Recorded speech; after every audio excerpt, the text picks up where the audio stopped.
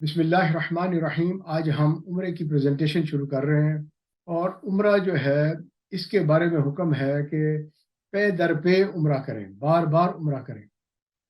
और जितना हो सकता है, जितनी बार हो सकता है, हम अल्लाह के घर जाएं, नबी अकरम सल्लल्लाहु अलैहि वसल्लम के मौजूद शरीफ की हाज़िरी दें और वहाँ सलात व सलाम पढ़ें, ताकि जो रहमतें बरकतें इन मकामात पर नाज़िल होती हैं, उससे हमारे दिल मुनव्वर हों और जो है हम वहाँ पर एम्बेसडर बनकर जाएं और वापस आकर पूरी दुनिया में इसको फैलाएं।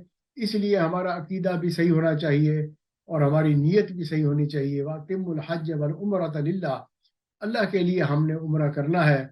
और लिहाजा इसको अब आप चाहे कई बार उम्रा कर चुके, लेकिन अब यूँ समझे कि मैं पहली बार उम्रा के लिए जा रहा हूँ, पहली मर्तबा जो है सीखूंगा।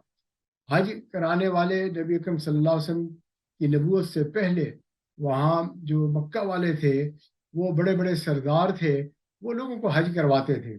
लेकिन मेरे भाई, जब अल्लाह के नबी सल्लल्लाहु अलैहि वसल्लम पर शरीयत मोहम्मदी नाजिल हुई, अल्लाह के अहकामात आए, अब नबी अकरम सल्लल्लाहु अलैहि वसल्लम ने सबको सिखाया, सबको बताया, तो फिर हम कहेंगे कि भाई अब जो है ये इन्होंने सीखा।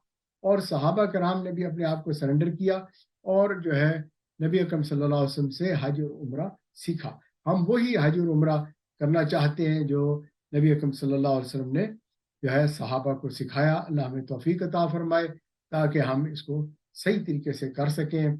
और यही जो है असल चीज़ होगी। उम्रा तो हम कर सकते हैं, लेकिन भाई सही तरीके से हो जाए।